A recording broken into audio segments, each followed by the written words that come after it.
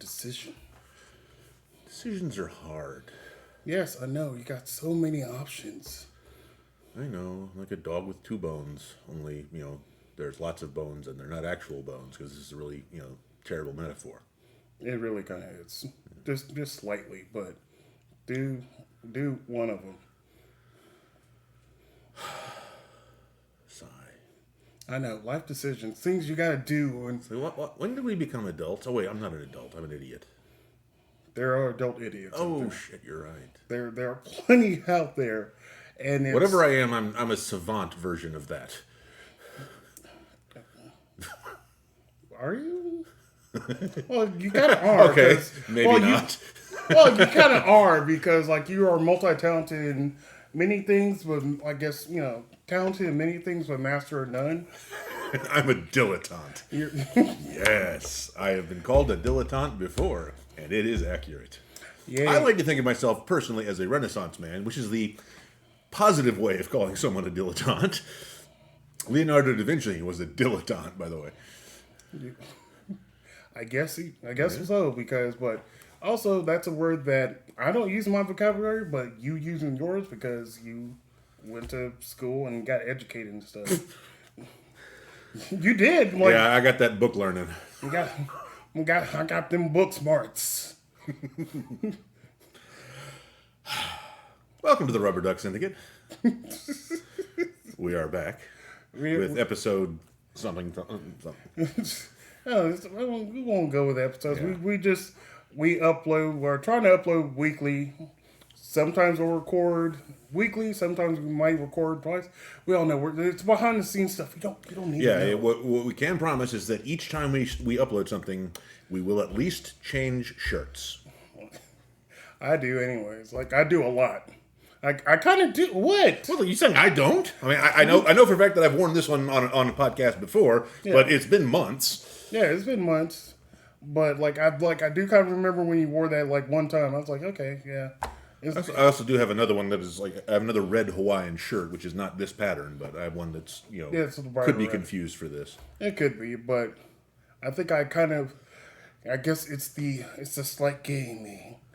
It's that little trembling. Be like, use a different shirt. Oh, use another one. I'm like, I'm wearing this one right. Wear a different one. I'm like, fine, I will. Well, now I feel self-conscious about my wardrobe. Now I have to go shopping. No, you don't. You're a straight male, so you're good. But do I have sufficient shirts in my wardrobe to attract straight females? Yes. Because if you heard it here, folks. I'll be waiting. Because guess what? If you're doing it right, you don't need a shirt. Ha ha! Yeah! Yeah, I'm not doing it right. Just nipples out. Yeah, girl, deal with this. Behold my hypnotic man-teats. Oh, God, that's going to go viral. It could be.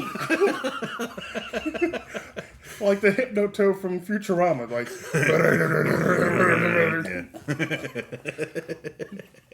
Because, folks, I don't know what Daniel's nipples look like.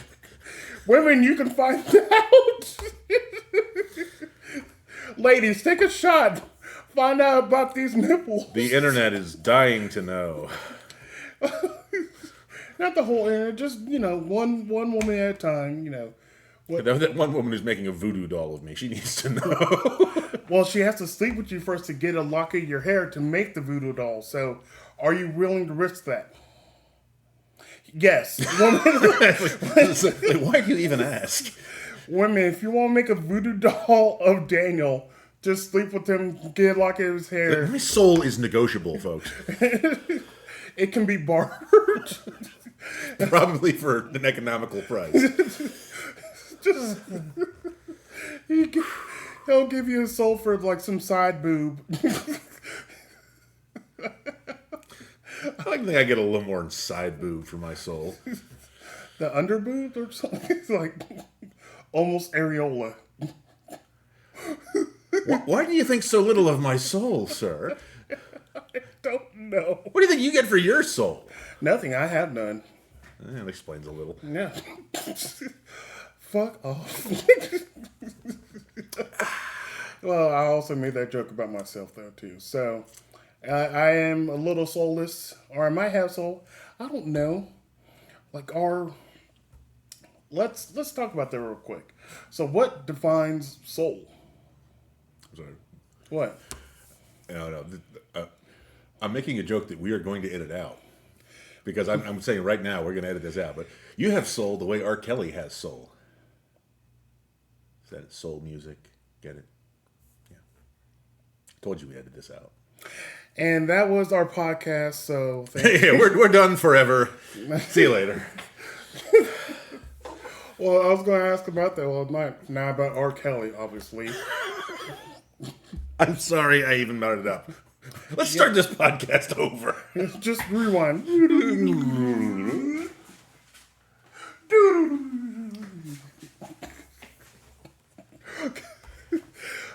Totally seamless. Yes. No, I was going to say what really kind of defines soul. Is it like a spirit thing or how someone behaves? Because you think about it, like some people are like, oh yeah, black people have soul because of music, spiritual things. Like, so what really kind of defines soul? I was like that one scene from what was the John Cusack movie, High Fidelity, Okay. where he's like he runs a record store, and he's having an identity crisis, and so some guy walks in and says, "Excuse me, do you have soul?" And he's like, "Depends what you mean." Yeah, because like there is, obviously there is soul music, so it's like very soulful because they're putting their pain, anguish, and whatever they're going through that music. So Very emotional. yeah, so very emotionally heavy kind of thing. So which was like they'll classify as soul music. But on the flip side to that, like yeah, most of the time like soul music is primarily performed by black people, typically. Yeah, there are exceptions, and they are hilarious when they happen.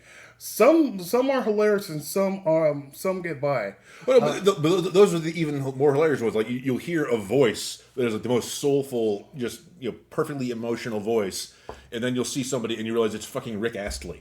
Mm-hmm. You see like this skinny white dude is singing with this baritone voice and just absolutely reaching the depths of your soul and your emotions. Yeah, which they actually have a classification of that called Blue Eyes Soul. Blue Eyes Soul? Yeah, Blue Eyes. Is this a Frank Sinatra reference? Not so much. I think this was maybe created in the black community. I don't know where the origins of it are, but I know, like I've heard the terminology before, is when someone that is not particularly like in the black community has very soulful sound or soulful music or soulful undertones in their music, that the black community will adapt to that, and they're like, "Hey, that person." You're one of the good ones. Yeah. Typically, so you said Rick, he's one of those where like kids back in the day, when you listened to the radio, you did not know what the artist looked like. You would hear the music. And you were like, hey, this person or this artist or this group is fantastic. Yeah, if you want to know what they look like, you had to watch MTV. And this was back when the MTV showed music videos. Yeah. If you didn't have money to have MTV at home, because it was part of cable and it was expensive, sometimes you would just, be blindly, I guess, following this artist, not knowing what they look like. And then you find out Rick is a skinny redheaded guy. You're like, I thought he was black. One of the other guys, I can't remember the artist's name, but the guy that sings the song, I bet you wonder where I've been. Yes. He is white and has these huge Coke bottle glasses. Yeah. He, not say fooled, the black community. Surprised. He surprised everyone because even on his album cover, like, it was a silhouette of him. It's a silhouette. So it was like, black outline. He was sitting on a bench. You couldn't tell that he was a white man until years later on. You're like, somebody in marketing is like, hey, this is you? Yeah, we're going to do, this is going to be a black and white shot silhouette. Yeah. Another one. Somebody knew. Yeah, there's another one that, another set of artists that get away with this is Hall & Oates. Hall & Oates has been pretty big in the black community. I did not know that. Yeah, there are a lot of like people in the black community that will rock with them all the time and just see. But they don't rock with each other anymore. I heard they were Yeah. having legal disputes. Yeah, they have legal delay. I watched I guess a YouTube clip of them of Daryl Oates. Daryl Hall. I think it's Daryl Hall and John Oates. Okay, so it was John Oates. It was John Oates. And I confess right now, I could not tell you which one is which. John Oates is the guitarist guy. Daryl Hall is the taller singer guy. Okay. So John Oates was like doing the interview. They were talking about it. He's like, yeah, and he's like, yeah, we created great music together. We did this. We came up. We did this, and he says that like, yeah, they created a lot of great music together. And then at some point they start having creative differences, obviously. And then he says like, yeah, they just split different ways, and they really can't. I guess they tried. They can't mend that bridge again where they can come back together and doing more tours. So he's like, yeah, that's unfortunate, but he's like, I'm proud that we have our music out there. It's still being played. People still listening to it. Mm-hmm. He's like, I appreciate it with that, but as far as a Hall & Oates like reunion concert, he's like, that most likely will never happen. Yeah, there are some bands that break up hard. Yeah, very hard. And you hear about it and you're like, oh, that's unfortunate. And then you hear the details of it. You're like, oh, that person's a piece of shit. Sometimes, or I had this terrible string of luck for like several decades where I would find out about a band and really get into them. Mm-hmm. And then I would realize that I just found out about this band right at the end of that band. And it was for other reasons. Like sometimes it would be because like they took a creative break and they wanted to pursue solo projects. Sometimes it would be that they died in a plane crash. Sometimes it would be that one of them tried to kill the other one or something like really awful. But it was like clearly no matter what, the bands that I really just found out and really loved, I'm never going to get to see live. That's very unfortunate. Are you cursed? I probably am, yeah. Yeah, because I'm thinking, it's like, how can everyone that you just like, not everyone, but some people that you discovered, you're like, oh, they have a great sound. I like them. Maybe I'll see them live. Yeah, I just recently found about this girl named Taylor Swift. The internet just, oh no, dude! Don't get us killed. I'm pretty sure she's gonna be fine, folks. I'm pretty sure there are like now 10 Swifties outside our garage right now, ready to kill us. No, well, that's pretty much a constant state all over the world. They're just a network of assassins ready to be activated. That could be a thing. Those would be the best assassins you think about. No one would see it coming. No one would see it coming because typically you'll see like this is a generalization, I'm sorry, but a vast majority of Swifties are probably white women. There are obviously people of white color, men. There are a lot of people that are Swifties.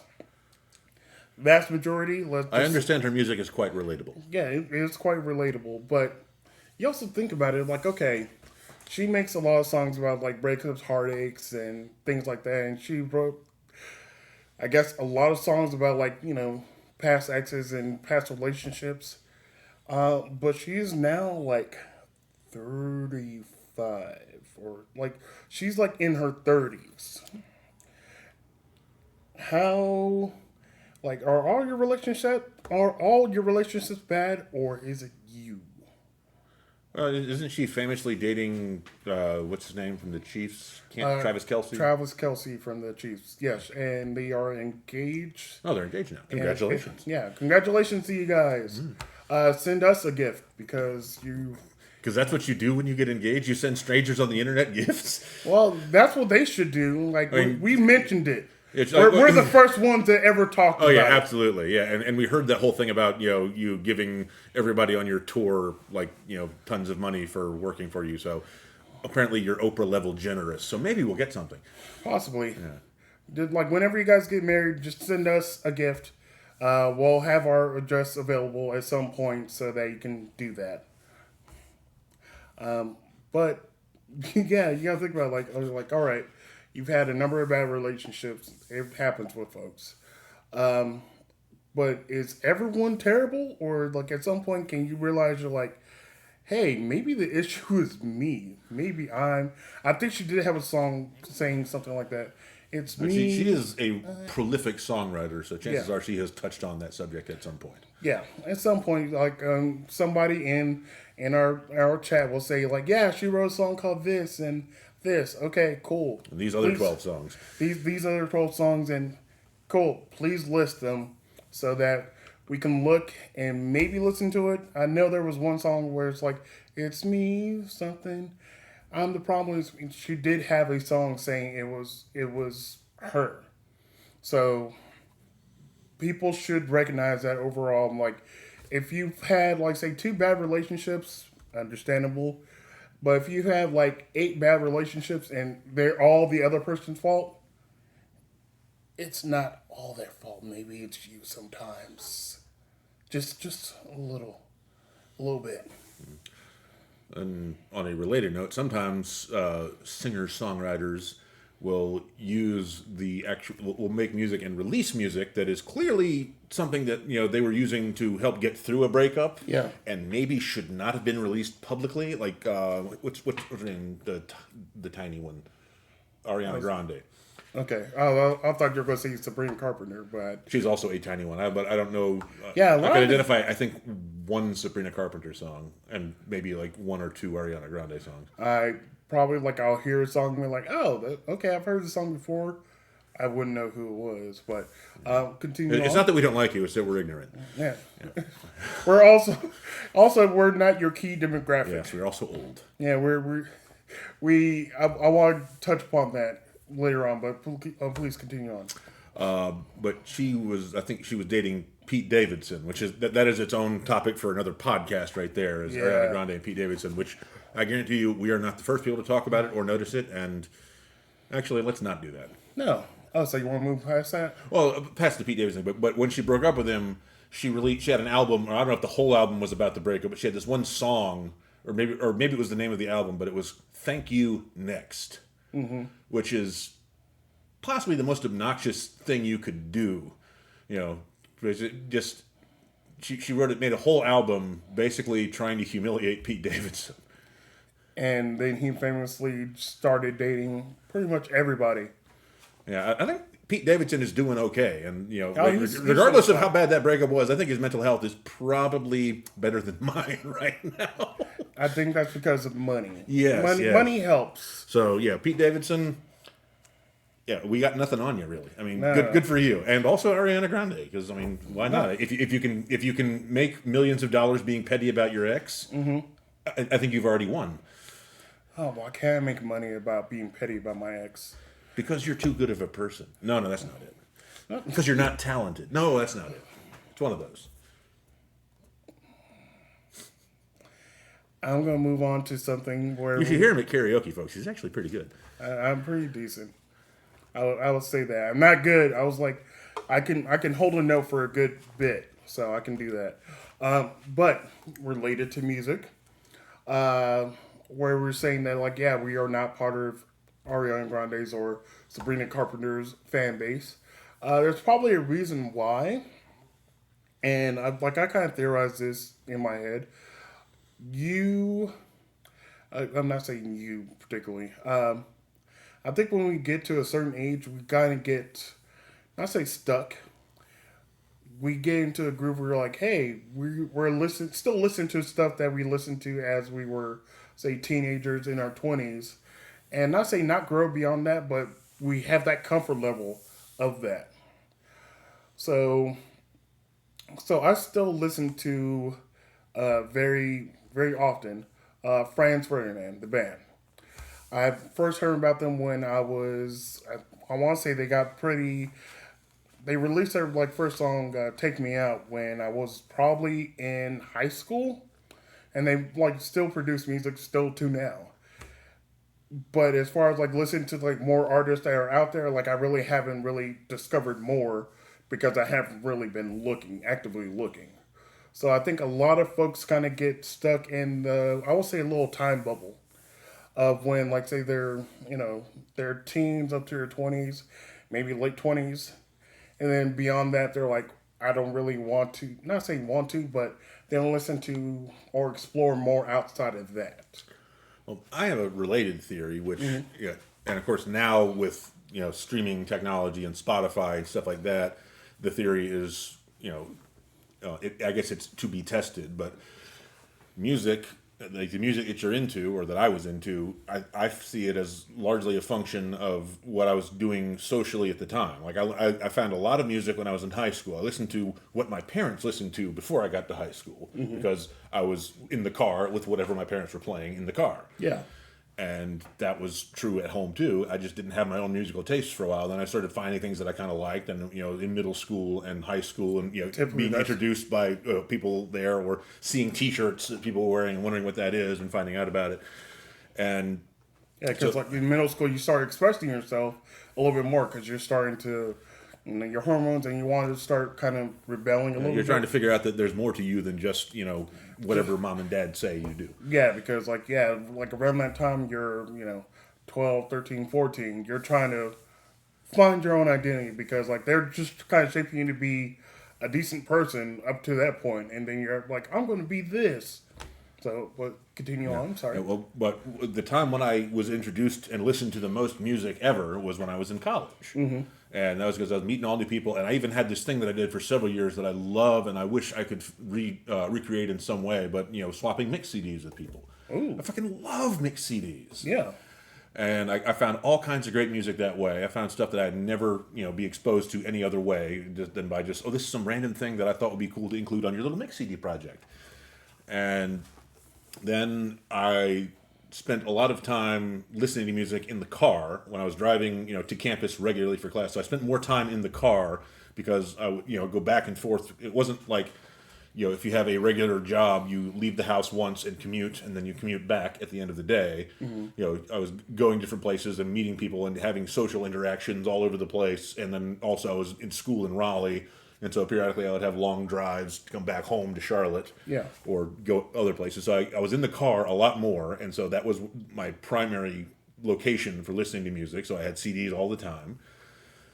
And now I have the handful of, radio stations around Charlotte where we have like 15 Christian radio stations and a handful of classic rock stations. And country stations and things like that. Yeah, and so this is not to say that Charlotte is completely devoid of entertaining radio, but it could be a lot better.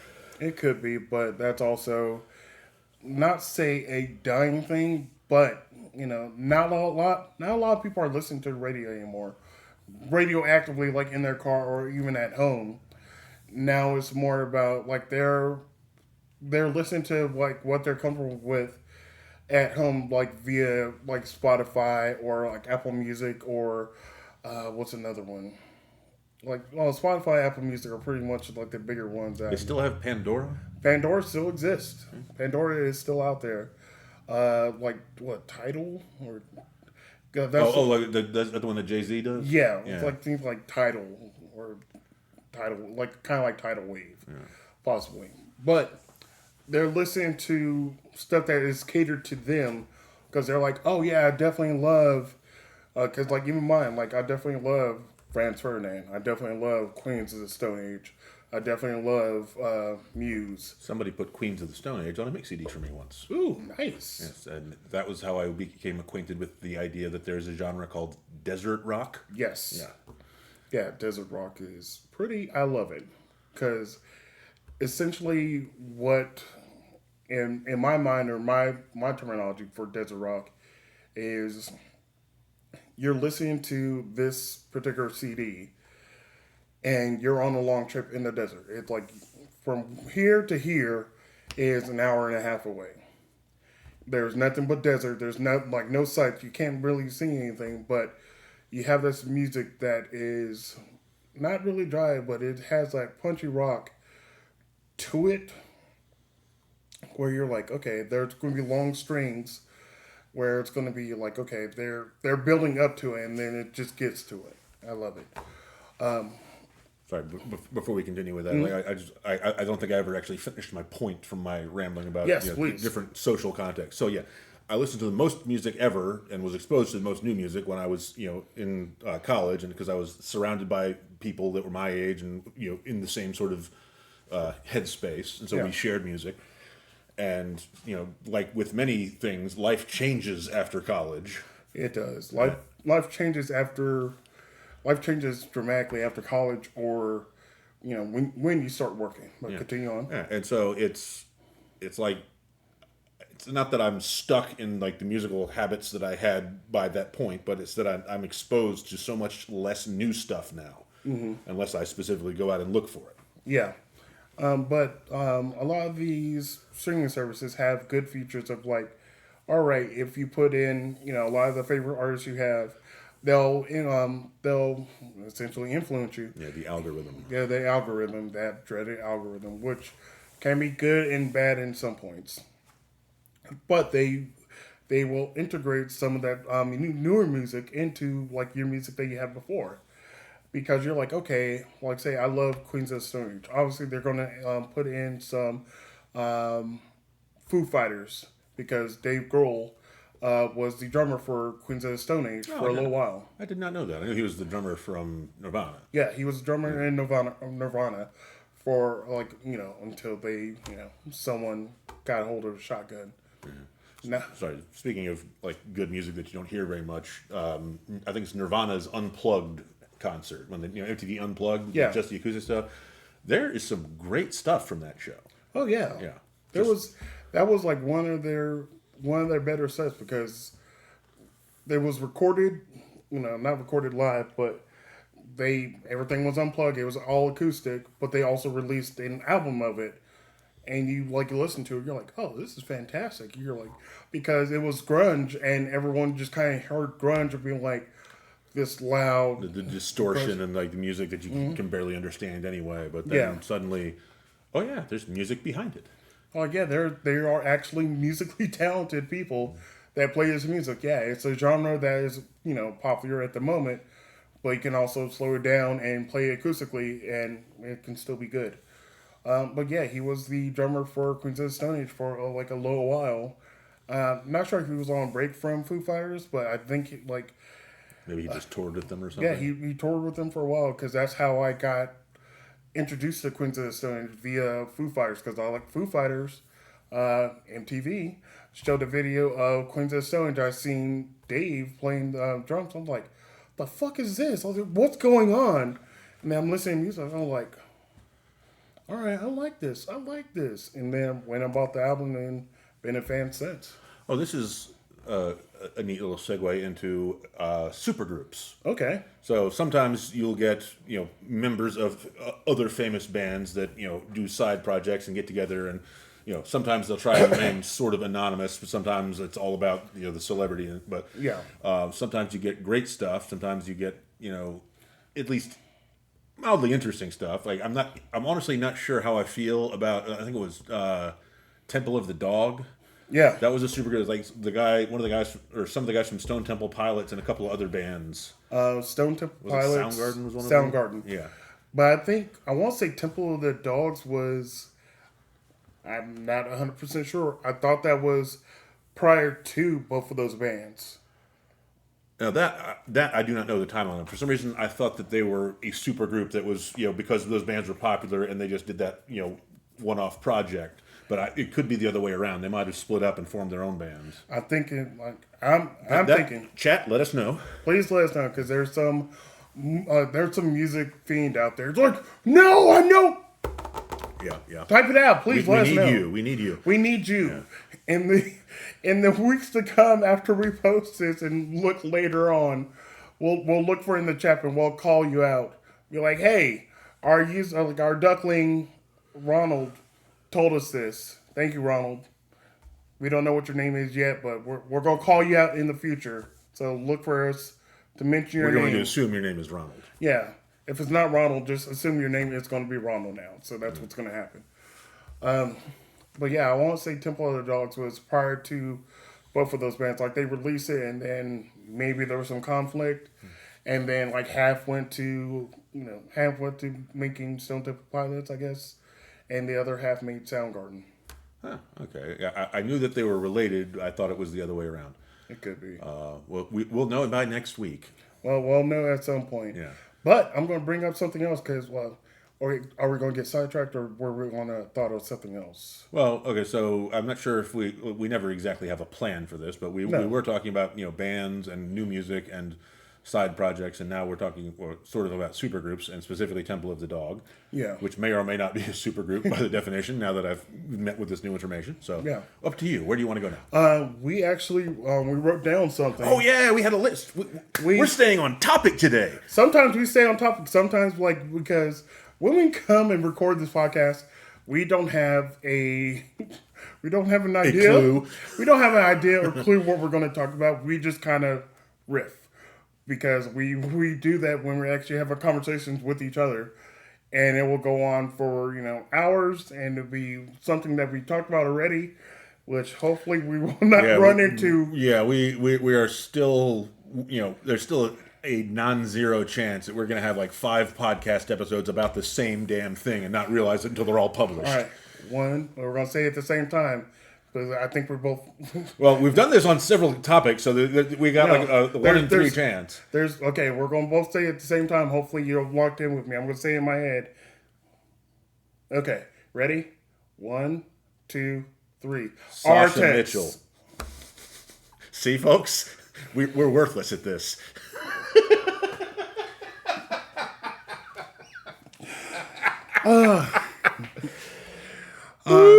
Not even the same decade. Damn it! No. He said Sasha Mitchell. I said Artex. Artex. Both of these topics we have come up. We've repeatedly discussed them, and at least once have recorded it. Yeah, at least once we recorded. So we're trying to veer away from that being a ongoing thing. But we did write something down because we wanted to bring it to the podcast and talk about it. And I've already forgotten what it was, so I'm glad you wrote it down. Yes, because we were very fortunate enough to watch a movie in the theaters that I hadn't seen in a little while. I remember it fondly, but it's been years since I watched it. It was a formative element of my childhood. Yes. It was The Last Dragon. Yeah, the 40th anniversary theatrical re-release of The Last Dragon is going on right now, so you might still be able to see it if you're lucky. Yeah, but when we upload this, they're not going to be able to. So just get So, haha. That's fucked up. You missed it, 4 decades, and then screw you. Well, maybe you'll get it on the 80th anniversary. Well, by this time, they probably have released a Blu-ray, 4K, whatever version of it, so you can watch it. I want to see some behind the scenes of that. I do too. But we watched The Last Dragon in theaters, and it was thoroughly enjoyable. It was sublime. It was sublime. But going back and watching it, not say problematic, but there's a lot of things in there That did not age well. that did not age well. So, I'm going to point out one thing, and this is not related to anything else. There was a guy in there that was in the theater, in the movie theater, watching the Bruce Lee movie. And I guess the Shogun of Harlem showed up. Sho'nuff. Sho'nuff showed up. Played by the always excellent Julius J. Carey III. Yes. He is missed. Mm-hmm. He is a RIP. Let's give a moment of silence for him. All right. So, he busted in the theater, causing trouble. I don't know why. He wants to fight people. That's his whole deal. He wants to fight the strongest person in Harlem. He wants to be, and he wants to be recognized as the best, Yes. the strongest. So he busted in the theater. Bruce Lee movie is playing, and he challenges people, saying like, "If you want to shut me up, come shut me up." So then people just coming at him to try to fight him. There was a large gentleman that came out. The tank top guy. It wasn't even a tank top, folks. This was like a bralette. Because a tank top usually would have the straps, the U shape right here, and then kind of all the way down, down underneath your stomach. No, this was a large man. It cut off right here. It was a half shirt tank top thing. It wasn't even a muscle shirt. It wasn't even the muscle shirt. Yeah, it was. Yeah, it was part of a shirt. Yeah, like because at least 60 to 70% of his belly was hanging out, which I thoroughly enjoyed. 60 to 70% of his belly was hanging out. And then like on the top half, like 30 to 40% of his chest was out. So like this was essentially just. We're going to try and find a still frame from this to edit in and demonstrate to you. We'll put the picture up. Yeah, right. we're going to assume that we're capable of this technological feat. The picture is this is the image. Right here. That's what the character looked like. Now I don't remember this when I was watching it, years ago. I had a very good laugh because I'm like, this dude is barely wearing a shirt, and it's like, what was the purpose of it? Like, just to highlight his masculine form of just beer gut. Yeah. Okay, that's what was going on. He was confident enough to wear that shirt. And I think it was pink too. It was pink. Oh my goodness, that yeah, but like the rest of his outfit was like leather jackets and chains and no leather jacket. Like I thought he had a leather jacket on.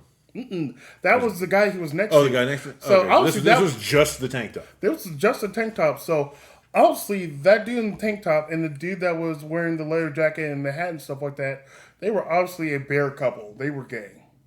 I'm saying it right now. This is recorded now.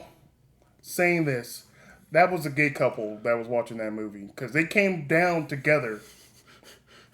Sorry, like you're gonna get your ass beat by a couple 70-year-old gangbangers now. It's like, we're not gay. We're just proud of our looks.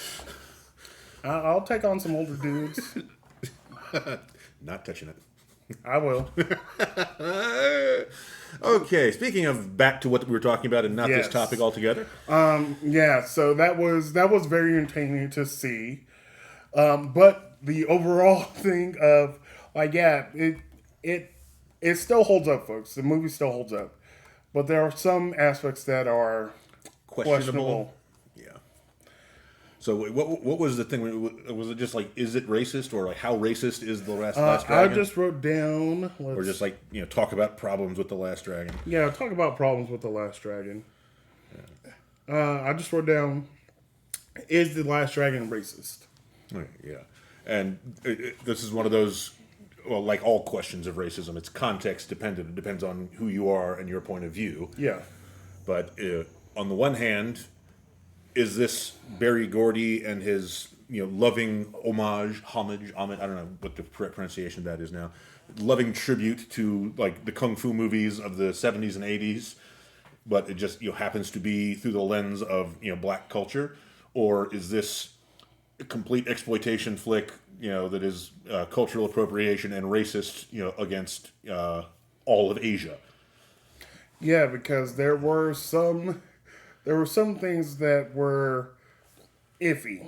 So the main character, Leroy Green, also known as Bruce Leroy, played by Taimak. Yes. If you don't know who that is, just go look it up. He's fantastic. I think he's in Seattle. Somewhere. He's still out there. Yeah, I think he actually. Well, last I looked him up a few years ago. I think he ran a dojo somewhere. Oh, cool. So.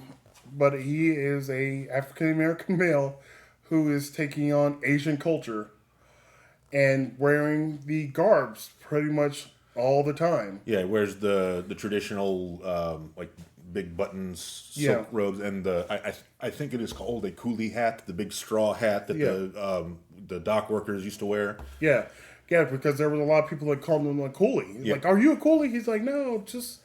I think that was actually originally a term for the dock workers. Yeah, and then it became sort of a generic racial slur. Yeah, somewhat like that, because like one of the characters I really like in a movie, Kung Fu Hustle, one of the main characters, one of the characters in it, like they just refer to him as Coolie, and because they're also the tailor, and they're also who was it? Baker. There was Baker Cooley, Baker Cooley Taylor. They didn't give them names. That's what their profession was. But getting back to Last Dragon, So yeah, they refer to him as Cooley sometimes. They use the N word maybe twice that I remember.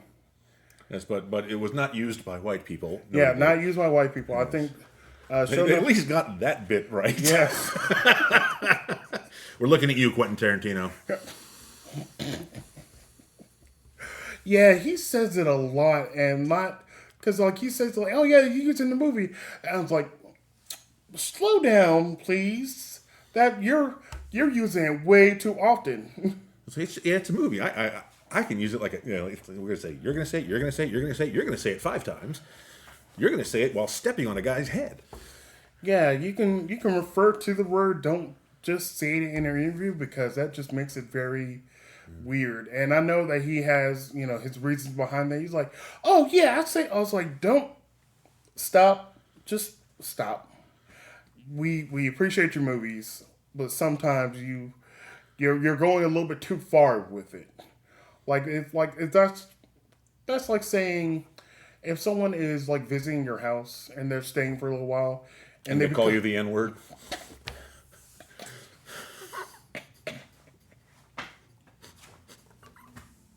That's going too far.